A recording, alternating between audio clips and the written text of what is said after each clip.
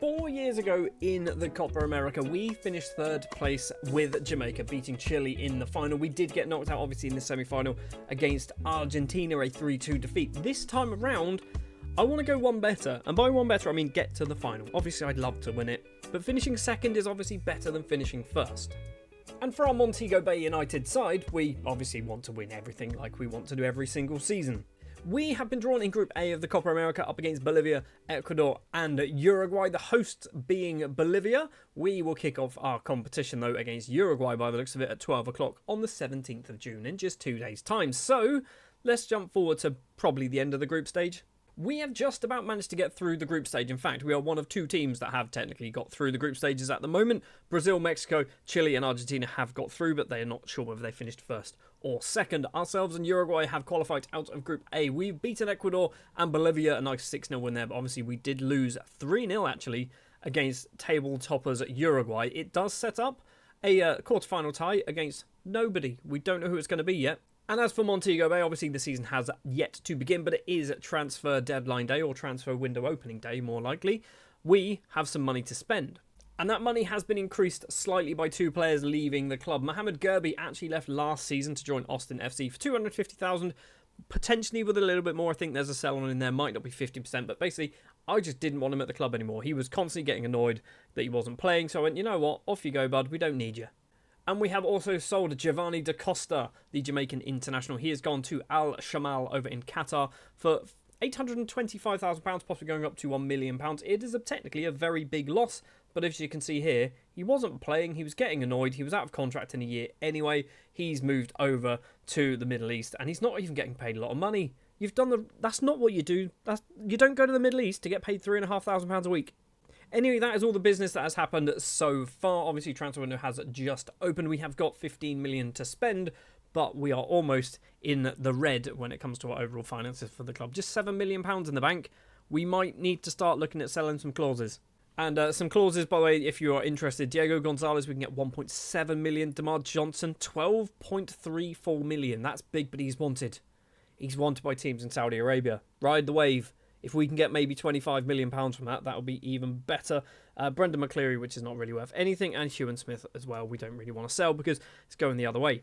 So without further ado then, let's jump forward to probably about September time, so we'll know what's going to happen in the Copa America. We'll jump straight to probably the final, hopefully the final anyway, and obviously we'll see what transfer business we've managed to do for Montego Bay United. Hopefully we've managed to get a bit more money back in the club. Up against Brazil then in the Copa America, things did not go to plan. We go 1-0 down thanks to Lucas with a penalty early on. Into the second half we go, and Brazil managed to double their lead. Garcia, ball forward to Luis Eduardo, long range effort, really should have been saved by Kevon Johns, but doesn't manage to do it, and it goes from bad to worse. On the 70th minute, Brazil make it 3-0. Fabio collects the ball on the left-hand side, goes on a lovely mazy little run all by himself, tucks it past Johns. It's now 3-0, and it does not end there. Brazil make it 4, and in fact, Fabio, that man, once again makes it 4. Loads and loads of space for the bearded Brazilian on that left-hand side. Johns probably should do better again. Doesn't manage to do it. It is 4-0 to Brazil. We do get ourselves a consolation goal, however, right in injury time. Christian from the penalty spot does make it 4-1, but we have been knocked out of the Copa America at the quarter-final stage. You were expecting that to be in the semis or in the final or even in the third place playoff, but no, quarter-finals. In the quarter-finals, we drew Brazil and got absolutely battered. Mexico, Chile and Argentina were the other teams to get through the quarterfinals, which set up Mexico beating Chile in the semis and Argentina beating Brazil.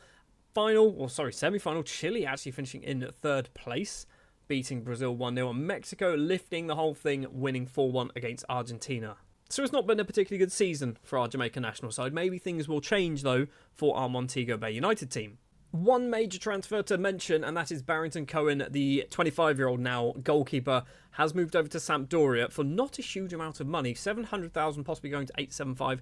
Big 50% sell-on clause in there. This was a sensible transfer to do, if you ask me, because it's not the biggest teams in Serie A that he's gone to. It means that if he does well at Sampdoria, maybe a Juve might go, oh, actually, yeah, we'll take you, because you're already here. We don't need to do too much scouting. We'll take you for £20 million. He's currently worth 4.6 to 6.6, so maybe he needs to do a bit of improving. But obviously the 50% sell on there will obviously be very, very helpful when that eventually comes in. We've also sold Lielson Bertoni to Al Wehda in the United Arab Emirates. Now, this was a player who I wasn't expecting to kind of play for us for too long, but when the offer came in for 8 million, possibly going to 8.75, I went, that's just instant money. We did spend 3.7 million on him, but we have doubled our money, more than doubled our money on Bertoni. He had a good season, but we didn't really need him, let's be honest. Joining the club then, we have gone on a bit of a raid of some teams around Jamaica. In fact, 2 teams in Jamaica. We brought 4 players. From Cavalier, we've signed Declan Ramsey, 20-year-old goalkeeper. This is my long-term replacement for big bad Barrington Cohen, because I think he's got a high amount of potential. They reckon 3.5 star to, maybe, 3.5 star potential, which isn't amazing, but he's probably not going to be playing for us straight away. He has cost not a huge amount of money, £1 million. I have actually called him up to the Jamaican national side a couple of times as well, because there is a slight concern that he might play for Scotland. I don't think he's going to, but there is a slight concern that that might happen. And from Arnott Gardens, we have purchased a 29-year-old goalkeeper because we needed another one. It is Clayton Bravo. He is coming for not a lot of money. He is coming as a backup 100%. £89,000 is a lot of money, but he did play actually quite a lot for Arnott Gardens. That seems like a horrible thing to do now. Also coming in from Arnott Gardens is Joshua McNeil, 19-year-old Jamaican right-back. He has cost, what does he cost? £350,000. I think I've put some sell-ons in there. I'm not going to say I definitely have, but I'm pretty sure there are some sell-ons for Joshua McNeil. So if he gets good, then Arnott Gardens will get a little bit of a kickback from that. And the same thing with Cameron Lord, also from Arnott Gardens. He's cost £925,000. There is a sell-on clause on this one. I think it's 50%. 18-year-old winger. Basically, this is my Bertoni replacement, because obviously we needed a Jamaican to kind of fill that void. Signing somebody from Brazil or Ecuador or Argentina or Trinidad and Tobago doesn't really help us, because we've got too many non-Jamaicans. So Cameron Lord is probably going to play a lot more football than he thought he would. And that's basically it. There has been a few loan deals as well. Guadagno going on loan to Portmore United. We've got Everton Hyde, who is a young goalkeeper, I believe. He's not. He's a defensive midfielder. He's gone to Wadada United. Mushet to Waterhouse. We have also got Shavan Appleton's gone to Portmore United. He is a goalkeeper. That was kind of why I brought in Clayton Bravo. That's his name. Kevin Brown going to Portmore United. He needs to get some game time, because I think he could get good. We've got Grantley and Webby as well going out on loan, as well as Tyler Vodder. So yeah, we've done some transfer business. Not a huge amount, but we have spent £2.4 million. But we have brought in nearly £10 million once you include the money that has also come in for Barrington Cohen. I've also seen we've got a whole load of loans here, which, yeah, I don't think there's anyone amazing that I really should kind of call out. Eugene Batchelor is a player that might be important. Ryan Pickering going on loan to Toronto. He looks good. I do like Pickering. He looks good. Kamani Fang also might be good. I don't know. Anyway, we've done some loans, obviously. We've also started our season in the Caribbean Cup, and if you're clever, you can see by our goal difference of positive 12 and our one match played, we won a match by 12 goals to nil against Pantoja. They have lost twice so far, losing 7-2 and 12-0. They have conceded 19 goals in 2 matches. Anyway, Caribbean Cup, we're going to win. We always do. Just to keep you updated as well, Fideli, as we know, is Jamaican. He is awaiting paperwork still to become a Jamaican international. I'm worried that he's not going to want to do it, because he's got under-19 caps for Italy. I don't think he's in the Italy squad. I don't think he's even close to the Italy squad. So if we sort by strikers, we've got Filler, who is worth £264 million, so he's definitely not going to be getting in ahead of him. We've got Spagnoli. I think I had a look at these players last episode or so. We've also got, they have some very good players that he needs to get ahead of, and I don't think he's going to do it.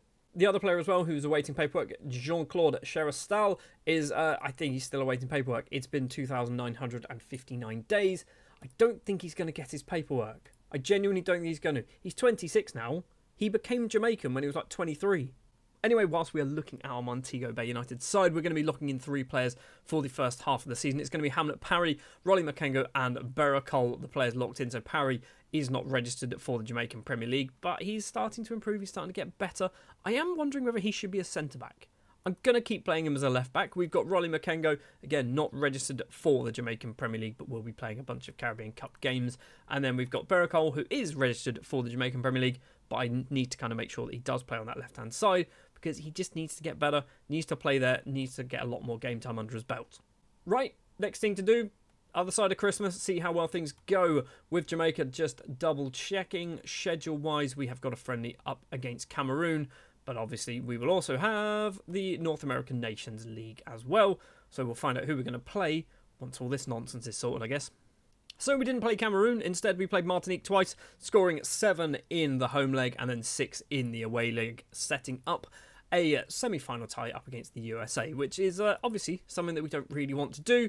It's always the same 4 teams in the semi-finals. Is this real? Does this happen normally? And for Montego Bay United, we are obviously top of the table, 12 wins out of 12. We've won the Caribbean Cup, beating Mount Pleasant 7-0 on aggregate.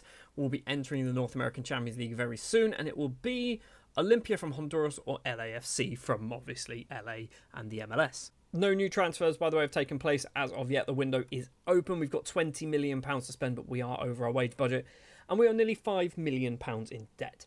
Don't think we should spend that money. Cut forward to the end of January, where we spent £20 million.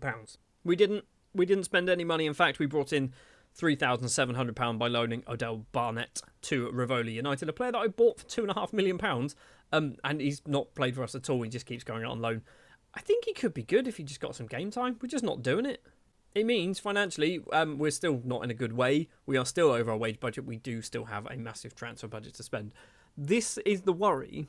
When you kind of have the big spike of income that we've had, if you don't get that big spike of income every few seasons, our money just disappears. We need to have a very big sale, and I'm worried that Fideli might be the man to sell, and I don't want to sell him, because if we have a look at how good Fideli is, he's very good, and we're only going to get maybe $5 million from him if we're lucky in a sell-on. Just having a look at our squad, in fact, he is our most expensive player. We've also got Courtney McClare, but I don't want to sell him. He's really good, and obviously Jamaican. Bacolla, I don't want to sell him. Is he nearly Jamaican? He's awaiting paperwork. Bacola's awaiting paperwork. We might have ourselves another Jamaica. He's got no Argentina caps. I mean, obviously, he's awaiting paperwork to play for Jamaica as well. It could happen. I mean, that could be a massive, massive piece of news. Baracol's miles away, isn't he? Yeah, he's got ages to go. Tuati, surely he's going to be soon. 216 days for Tuati. Pereira, I think he's obviously been Jamaican for a year or so now, hasn't he? Litwinow, I feel like might be close. He's got a year to go.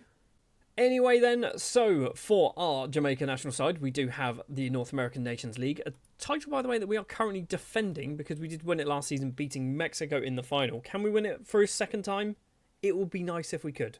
We did make it all the way through to the final of the North American Nations League up against Mexico, who I'm going to say are the host. I don't think they are the host, but we do go 1-0 down after 14 minutes. Rodriguez with the opening goal of the game. Late on in the first half, though, we do equalise. Palmer gets a bit of space for himself, plays it on the ground, and Dowell is there to put it in the back, making it 1-1. But it is not over yet for the first half. Mexico with the ball. Lara, our former player. Ball goes over the top. It's headed across, and Rodriguez, that man there, is once again scoring the goal for Mexico. And this goal was the final goal of the game, which means Mexico are champions of the North American Nations League. We got to the final again. We didn't win it. A final that was held in El Paso, Texas, so not in Mexico at all. And as for the Montego Bay United side, we've obviously won the league. 26 wins out of 26, a positive 116 goal difference. North American Champions League semi-finalists up against Tigres. We might be playing Saprissa from Costa Rica in the final if they can get past into Miami. We're also in the JFF Cup final up against Arnott Gardens. And we've had our youth candidates come through as well. And there's nobody particularly amazing. Brendan Christie's probably the best one. And he's a 15-year-old goalkeeper who is 6'5" at 15. That's impressive with 6 free kick taken. Oh, don't get ideas. Stick Christie on free kicks. He might become the next Shillave. I mean, he won't because he's rubbish. But you never know. Andrew Draper, rubbish. Leon Barrett. Barrett looks right. Barrett looks good. I like Leon Barrett. Darvin Browning, don't like you. Mikey Gilstrap, he looks okay. I think Gilstrap might stick around. Chemo Solomon, not very good. Brian Boria, which is a great name. He looks okay. Malachi Pena, not very good. We've got an Argentine called Horatio Costa, who looks rubbish. I've said this countless times, but we do not get good youth intakes, and it's kind of annoying. Well, last thing to do then is to jump to the end of the season. Are we going to be champions of the North American Champions League once again? Probably. JFF Cup winners, 7-0 victory against Arnott Gardens in the final. The JFF Cup's actually moved ahead of the Mexican Expansion League Champions Trophy into 4th place, behind the US Cup, behind the Mexican Super League Super Cup, and the Mexican Champions Trophy, whatever they are. In the Jamaican Premier League, we have also won this one 5-0, beating Portmore United in the final. This has also moved up from 4th, so leapfrogging over the Costa Rican Primera Division to Costa Rica, but still behind the Mexican First Division and the MLS, who I assume the MLS and the Mexican First Division, I imagine they kind of just trade places. I mean, we do have the MLS and the Mexican First Division on, and I think we've got the Canadian League on. We don't have Costa Rica or Honduras. And in the North American Champions League final, it was Saprissa, our opponents. We opened the scoring, though, after just 7 minutes. Bacolla with an early penalty for us, and it turned into, actually, the Bacolla show. Hamlet Parry has the ball on the left-hand side for us. 30 minutes almost on the clock. Bacolla doubles our lead and doubles his tally for the game. Into the second half we go, 63 minutes on the clock. Touati, the Algerian, finds Kleisner on the right-hand side. The Dane plays it on the ground. It finds Bacolla, and Bacolla can round off his hat-trick. But we were not done there. Bacolla was done, I think, at this point, but we were not. Kleisner, once again with the ball on the right-hand side. He's got 4 options in the middle. Plays it on the ground. It falls to Lord, and the youngster signed from Arnott Gardens at the start of the season makes it 4-0. And there is one final goal to go. Bacolla's cross comes in. Pereira's there at the back post, making it 5-0. So Bacolla gets 3 goals, 1 assist to his name in the North American Champions League final. Fideli, who's obviously very, very good at scoring goals, scores absolutely nothing. So that is how everything finished. We won the Caribbean Cup, we won the JFF Cup, we won the Jamaican Premier League, we won the North American Champions League. Can we win the Club World Championship for a second time? Maybe. You'll have to find out next season. But before we get there, let's have a look at some players then. We have got 7 players, and he said 6, 7 players who have scored double figures. So Pereira, one of them, from centre-back, scoring 10 goals. Devon Malcolm, 15 goals, also 7 assists for Malcolm. We've got Carlington Cohen playing in that attack midfield role, I assume, with 16 goals from just 10 starts. 20 and 21 for Cameron Lord, the 18-year-old. 1 cap as well to his name now, so apparently I've decided to give him a cap. Bacolla, 35 assists and 28 goals. That's ridiculous. I want you to become Jamaican, because I feel like you'll get into the squad. Speaking of players who should get into the squad, Francisco Fideli is one of those players. He scored a lot of goals, didn't even count, 31 and 3. So I think he actually had a broken leg for part of the season. And Bacolla, 60 goals, 26 assists. That is utterly ridiculous. And I think I don't think this is new. It might be new. It's Jamaican. He's actually Jamaican. He's in the squad, by the way. He's been called up to the Jamaican national team. That's how we look at the squad. We have Bacolla. He's in there. That's amazing, right? The fact that Bacolla is now in the Jamaican national squad. He's decided he wants to play for us. Doesn't think he's going to get in the Argentina side. We've got a world-class footballer, right? And we just need to get you to finalise your paperwork, and then we might have 2. And I know he's not world-class, but you need to finalise your paperwork, and then we could have 3. You've got America caps. When did that happen? Hilariously, or maybe somewhat insultingly, he made his debut against Jamaica of all teams as well. I'm looking at you, Litwa, now. I need you to get your Jamaican passport, get some paperwork signed, and you can be our new goalkeeper, maybe. Although you'll get America caps as well. Or Turkmenistan, which I kind of want that to happen, if I'm honest. Because this is the quality of their footballers. Amazing.